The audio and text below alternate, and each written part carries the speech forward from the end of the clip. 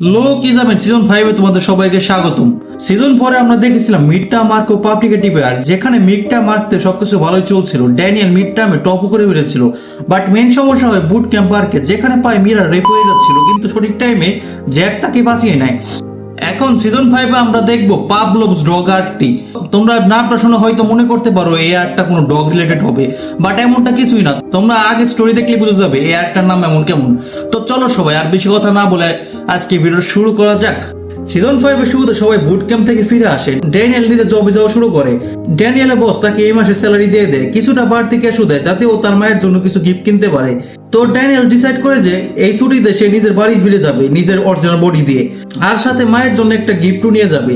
Daniel তার মায়ের জন্য ড্রেসটা নিতে যায়, আর সবসময় মতো এমপ্লয়িরা তাকে দেখে তার লুক দেখে জাজ করতে শুরু করে, তাকে নিচু দেখাতে শুরু করে। ও বলে এখানে সব এক্সপেন্সিভ আইটেম, তুই এখানে কি করিস শালা, গরিব, এখান থেকে সর। বাট ড্যানিয়েল এত টাকা জমেছিল যে সে তার মায়ের জন্য একটা ড্রেস কিনে নেয়। তারপর সে নিজের হোম টাউনে যাওয়ার জন্য বাসে ওঠে, যেখানে তার সিট পড়েছিল একটা মেয়ের পাশে। এই মেয়েটাও তার সাথে খুব বাজেভাবে ব্যবহার করে। ড্যানিয়েলের এখন এই ধরনের রিয়াকশনে অভ্যাস হয়ে গেছে, সো এখনো কিছু মনেই করে না। এরপরে সে নিজের হোম টাউনে চলে আসে, যেখানে সে নোটিস করে যে খুব কিছু বদলায়নি, কারণ ও তো মাত্র 2 মাসের জন্য এখান থেকে গিয়েছিল। ড্যানিয়েল নিজে বাড়ির দিকে রওনা দেয়, কিন্তু তখন একটা ছেলে তাকে পিছন থেকে ডাক দেয়। এখন এই ছেলেটিকে ড্যানিয়েল একে ঠিক মতো চিনে না, কিন্তু সে এটা জানে যে এইটা সেই ছেলে যে তাকে বুলি হতে দেখতো। ড্যানিয়েল তার সাথে কিছুক্ষণ বসে কথা বলে, কিন্তু ড্যানিয়েল নোটিস করে যে ছেলেটা তার ফোনে ব্যস্ত ছিল এবং কার সাথে যেন বারবার কথা বলছিল। ড্যানিয়েল কাছে তাকে ফ্রেন্ডলি মনে হচ্ছিল, কিন্তু সে একদমই ফ্রেন্ডলি ছিল না। ড্যানিয়েল তাকে বলে যে আমার যেতে দেরি হয়ে যাচ্ছে, কিন্তু তখন ছেলেটার মুখে একটা ফুটবল এসে লাগে। ড্যানিয়েল দেখে তার পুরনো বুলিটা ফিরে এসেছে, আর তাদেরকে এখানে এই ছেলেটাই ডেকেছে, কারণ ড্যানিয়েল স্কুল ছাড়ার পর এই বুলিদের নতুন শিকার এই ছেলেটি হয়েছিল। তাই এর সব দোষ ড্যানিয়েল উপর দিতে থাকে যে আমি উইক বা ফাইট ব্যাক করতে পারি না, এর জন্য আমি বুলি হই না, আমি বুলি হচ্ছি কারণ তুই স্কুল ছেড়ে চলে গিয়েছিস। বুলিরা আগে যা যা করতো এখনো তারা সেটাই করে। তারা ড্যানিয়েল সবকিছু লুট করে নেয়, তার জমানো সব টাকা ও তার গিফট যেটা সে তার মায়ের জন্য রেখেছিল সবকিছু নিয়ে নেয়। এমনকি তার মা সেই টাকাটাও নিয়ে নেয়, যেটা তার মা সিজন 1 এ কফি খাওয়ার পরে দিয়েছিল। ড্যানিয়েল এদের বলে যে অন্তত এই টাকাটা ফেরত দাও। বুলিরা এটা শুনে এর উপর চেলাতে শুরু করে যে তুই এত বড় হয়ে গেছিস যে আমাদের এখন উল্টো জবাব দিস। একজন ড্যানিয়েল কাঁধ ভাঙার চেষ্টা করে, বাট ভাস্কর তুলনায় এটা কিছুই ছিল না। ড্যানিয়েল একে খুব সহজে ওভার পাওয়ার করে দেয়। তারপর দ্বিতীয় বলি যে কিছুটা ম্যাচের মতো লাগছিল, সে লেফট ফুট দিয়ে অ্যাটাক করে, কিন্তু ড্যানিয়েল তার পাটা ধরে ফেলে। ড্যানিয়েল এখানে 1v2 করে দেয়। সে ভাবছে আমি এই দুজনকে একসাথে হ্যান্ডেল করতে পারবো, কিন্তু তারপরে একটা আওয়াজ আসে যেটা শুনে ভাইয়ের গলা একদম ভিজে যায়। এই সেই যে ড্যানিয়েলকে সর্বোচ্চ বুলি করতো, মানে এই বুলিদের লিডারই হলো এই। লোগান যখনই পিকাচু বলতো তখন ড্যানিয়েলও পিকা বলতো, আর এখন লোগানকে দেখে ড্যানিয়েল এতটা ভয় পেয়ে যায় যে লোগান পিকাচু বলতেই ড্যানিয়েল ও এই ছেলেটা দুজনে পিকা বলে ওঠে। এখন কোন কুকুরকে যদি তুমি বেল বাজিয়ে খাবার দাও, আর এটা যদি তুমি বারবার করতে থাকো, তখন কুকুরটা মনে করে বেল বাজালে খাবার পাওয়া যাবে। ড্যানিয়েলের ক্ষেত্রে কুকুরটা হলো সে, আর খাবার হলো ফিয়ার, এবং বেল হলো লোগান। মানে লোগান যখনই তার আশেপাশে থাকে তার প্রেজেন্সে যথেষ্ট ড্যানিয়েলকে ভয় দেখানোর জন্য। সে কিছু না করলেও ড্যানিয়েলের অবস্থা একদমই খারাপ হয়ে যায়। ড্যানিয়েল কিছু বলতেই পারে না। এখন যে ছেলের হাতও ধরে রেখেছিল সে তাকে লাথি মারতে শুরু করে, আর ড্যানিয়েল শুধু নিজেকে ডিফেন্ড করে, সে ফাইট ব্যাক করতে পারে না। আর এই পুলিশ যার পর ড্যানিয়েল ধরে রেখেছিল সে মেয়েটিকে বলে তুই তো জানিস আমি রাইট ফুটের। মেসি ভাই ওভার অ্যাক্টিং করো না, আমরা সবাই জানি যে তুমি লেফট ফুটের। যাই হোক, লোগান এখানে ড্যানিয়েলকে মারধর করে না, কিন্তু টাকাটা নিয়ে নেয় আর বলে এমনি তো তুই স্কুল ছেড়ে চলে গিয়েছিস, তাই আমি তোকে এই টাকার বদলে ফ্রি করলাম, যা। তার উপর আমার কাছে এখন নতুন বকরা চলে এসেছে, তা যা তুই এনজয় কর। লোগান চলে যায়, বাকি বুলেরাও ড্যানিয়েলের মুখে থুতু মেরে চলে যায়। ড্যানিয়েল একটু খুশি হয়ে যায় যে যাক, লোগান তাকে আর ডিস্টার্ব করবে না। আর এই মেয়েটি ড্যানিয়েলকে তার গিফটটা ফেরত দিয়ে দেয়, সে এটা নেয় না। হয়তো মেয়েটার ভিতরে কিছু সিম্পাথি ছিল, কে জানে। এরপর আমরা জেকে দেখি যে তার বাবা মায়ের সাথে কথা বলছিল। তার বাবা মা বলছে ইস তুই যদি আমাদের সাথে বাড়ি থাকতি, কিন্তু তুই যদি আসতিও তবে তুই সহ বাকি সবাই আনকমফোর্টেবল হয়ে যেতি, তাই থ্যাংক ইউ তুই এখানে আসিসনি। হোয়াট দ্য হেল, এরা এইসব কি বলছে? তারা আরো বলে এবারও আমরা তোর সাথে দেখা করতে পারবো না, বোঝার জন্য থ্যাংক ইউ, বাই বাই। ভাই এরা বাবা মা নাকি? নিশ্চয়ই যেই সাথে তাদের কিছু একটা হয়েছে, তাহলে কোন বাবা মা তো তাদের সন্তানকে এভাবে বলতে পারে না। যাই হোক, যে এখন বুসানে সোলো টিপে যাওয়ার ডিসাইড করে। আমরা ফিরে আসি ড্যানিয়েলের কাছে, যে এখন তার মাকে খুঁজছে। সেখানে গিয়ে যেখানে তার মা কাজ করে, ড্যানিয়েল মার সাথে যারা যারা কাজ করে তারা ড্যানিয়েলকে তাদের ছেলের সাথে তুলনা করে থাকে। আমার ছেলে এর থেকে দেখতে ভালো, আমার ছেলে এর থেকে শতগুণে ভালো। ড্যানিয়েল তার মাকে এখানে না পেলে বাড়ি যাওয়ার জন্য রওনা দেয়, কিন্তু রাস্তায় ও তার মাকে খুঁজে পায়, যার উপর একটা মহিলা কার্টুন গুলো নেওয়ার জন্য চিৎকার করছিল। ড্যানিয়েলের মা কিছু কার্টুন জড়ো করছিল বিক্রি করার জন্য, কিন্তু এই মহিলা চিৎকার করছিল যে আপনি আর এগুলো জড়ো করবেন না। আপনি আমাদের যেই দাম দেন সেগুলো দিয়ে আমাদের পোষায় না, তাই আমরা আমাদের এই জিনিসগুলো অন্য কারো কাছে বিক্রি করব। এখন ড্যানিয়েল তার মাকে নিয়ে বাসায় চলে যায় আর তাকে গিফটটা দেয়। মা গিফটটা পেয়ে খুব খুশি হন। মা ড্যানিয়েলের জন্য অনেক খাবার বানান। ড্যানিয়েল বলে এত খাবার কেন? মা বলে চিন্তা করিস না, তুই শুধু ভালোভাবে পড়াশোনা কর আর টাকা কামানোর বিষয়টা সম্পূর্ণ আমার উপরে ছেড়ে দে। এটা শুনে ড্যানিয়েলের তার মায়ের দেওয়া সেই $5,000 কথা মনে পড়ে। সে বুঝতে পারে ওই টাকা ইনকাম করার জন্য তার মা কতটা পরিশ্রম করেছে। তো সে কি এখন ওই টাকাটা এমনিতে যেতে দিবে? একদমই না। তাই ও তার মাকে বলে, তোমার কি মনে আছে ওই ছেলেটা যে আমার সাথে থাকে, এ তার সেকেন্ড বডির কথা বলছে? মা বলেন হ্যাঁ, ও তো খুব ভালো ছেলে। ড্যানিয়েল বলে এই ছুটিতে ও একা আছে, তো ও কি এখানে আসতে পারে? এটা শুনে ড্যানিয়েল অনেক খুশি হয় আর রাজি হয়ে যায়। ড্যানিয়েল প্ল্যান ছিল সে তার স্ট্রং বডিটা এখানে নিয়ে আসবে যাতে সে লোগানকে মারতে পারে আর টাকাগুলো ফেরত নিতে পারে। আমরা এবার দেখি বিগ ড্যানিয়েলকে, যে বাস স্টপে বাসের জন্য অপেক্ষা করছে, যেখানে তার সাথে দেখা হয় জের। এখন যদিও সে সোলো টিপে যাচ্ছিল, কিন্তু সে নিজের টিকিট ডাস্টবিনে ফেলে দেয় আর ডিসাইড করে ড্যানিয়েল যেখানে যাচ্ছে সেও সেখানে যাবে। সে বলে দেয় যে আমার ওই জায়গায় কিছু কাজ আছে, তাই চলো একসাথেই যাই। এগুলো যে তার মাথা নাড়িয়ে বলছিল যে এইভাবে কথা বলে, আর সামহাও আমাদের ড্যানিয়েল এইসব কথাই বুঝতে পারে। এরপর এরা দুজনে ড্যানিয়েলের বাড়ি পৌঁছায়। তার মা তাদের ওয়েলকাম করেন এবং ক্ষমা চান যে গেস্ট এসেছে অথচ বাড়ির সবকিছু অগোছালো। সে পরিষ্কার করতে পারেনি। ড্যানিয়েল বলে কোনো ব্যাপার না, আমরা আপনাকে হেল্প করে দিব। কিন্তু মা মানা করে দেন যে গেস্টদের দিয়ে সে কোনো কাজ করাবে না। এখন ড্যানিয়েলদের বাসা অনেক ছোট ছিল, তাও কোনো মতে সবাই অ্যাডজাস্ট করে নেয়। রাতে ড্যানিয়েল জেকে নিজের মোটা বডিটা দেখে বলে, এ হলো আমার বন্ধু, আমি একে হেল্প করতে এসেছি, এ আমার সাথে থাকে। একটু পরে ও ঘুমিয়ে পড়ে আর নিজে মোটা বডিতে জেগে ওঠে। তারপর লিটল ড্যানিয়েল ও যে কথা বলে এবং যে তাকে একটা চুইংগাম অফার করে, যা দেখে ড্যানিয়েল খুবই ভালো লাগে।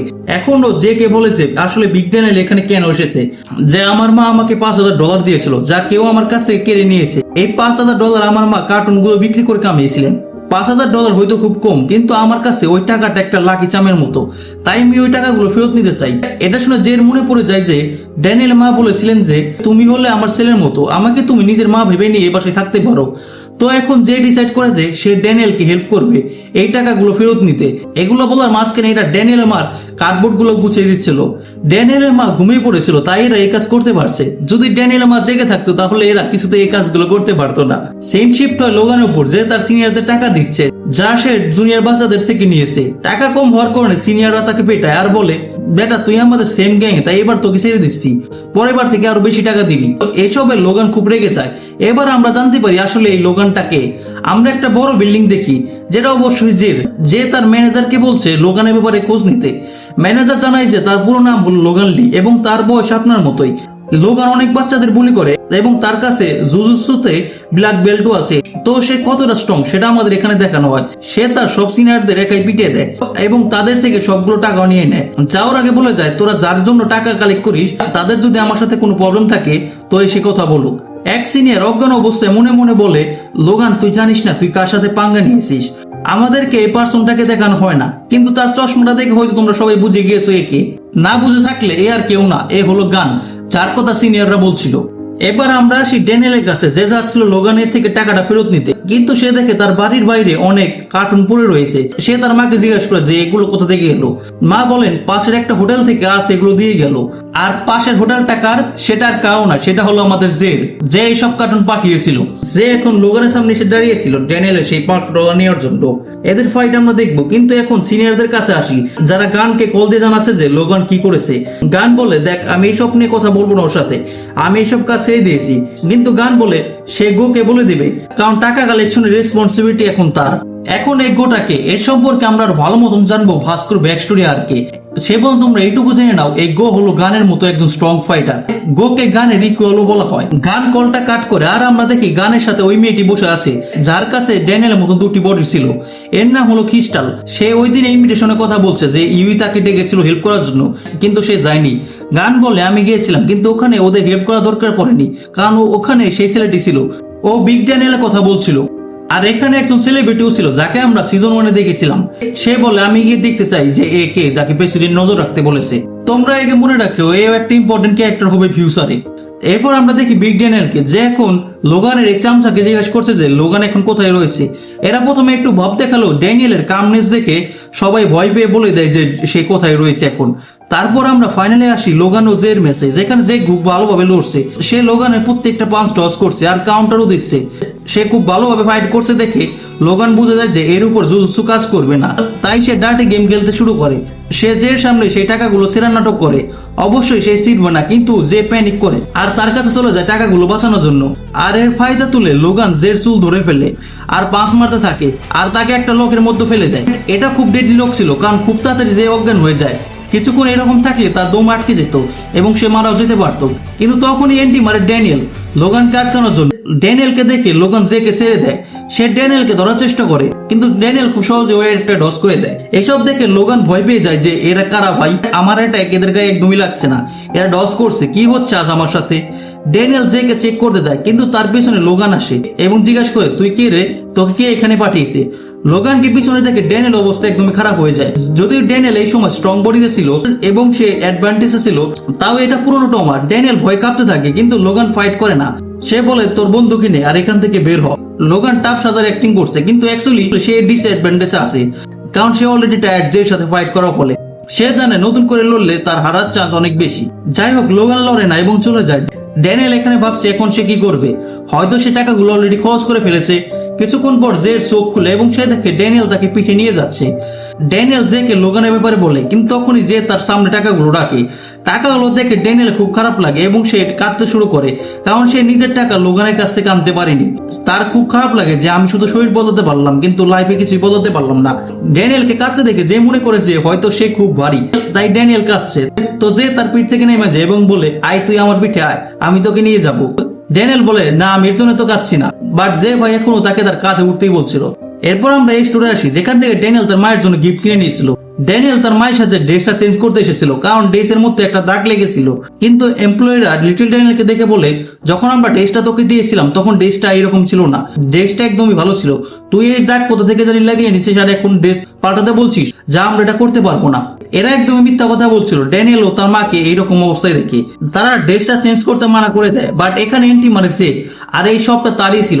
যেকে দেখে ড্যানিয়েল তার সাথে কথা বলতে থাকে যে তুই এখন কেমন আছিস, তোর ইনজুরি গুলো এখন কেমন আছে। ড্যানিয়েলকে এইভাবে যে সাথে কথা বলতে দেখে এই এমপ্লয়ি গুলোদের ফেটে যায় আর তারা ড্যানিয়েলকে তার ড্রেসটা চেঞ্জ করে দেয়। কিছুদিন পর আমরা দেখি ভাস্কো জিমে ট্রেনিং করছে আর তার কাছে এসেছে লিটল ড্যানিয়েল, যে বলে ভাস্কো প্লিজ আমাকে ট্রেনিং করাও। ড্যানিয়েল বুঝে গিয়েছে যে শুধু নিজের বডি চেঞ্জ করলে সে স্ট্রং হতে পারবে না, তাকে মেন্টালিও স্ট্রং হতে হবে। লাস্টে আমরা দেখি লোগানকে, যে ভাবছে ওই দুটো ছেলে কে ছিল, তাকে তাদের কারা পাঠিয়েছিল। তারপরে সে তার পিকাচুর সাথে মজা করতে শুরু করে আর এইভাবে এই আর্কটা শেষ হয়ে যায়। সো গাইস, আজকে ভিডিওটা এই পর্যন্ত ছিল। হ্যাঁ জানি আজকে ভিডিওটা অনেক ছোট হয়েছে, বাট তোমরা যদি এই ভিডিওতে অনেক সাপোর্ট দেখাও তাহলে আমি নেক্সট ভিডিও থেকে প্রায় 30 মিনিটের উপরে ভিডিও আপলোড করব। সো তোমরা এই ভিডিওটাতে যত বেশি অত সাপোর্ট দেখাও। আর দেখতেই পারছো কত গরমের মধ্যে ভিডিওটা শুট করছি, তো এর জন্য ভিডিওটাতে একটা লাইক করে দিও। এছাড়াও তোমরা যদি আমাকে লোকিজম প্রতিনিয়ত কভার করতে দেখতে চাও তাহলে এই চ্যানেলটাকে সাবস্ক্রাইব করে দিও। দেখা হবে পরে কোনো ভিডিও নিয়ে, ততক্ষণের জন্য বাই।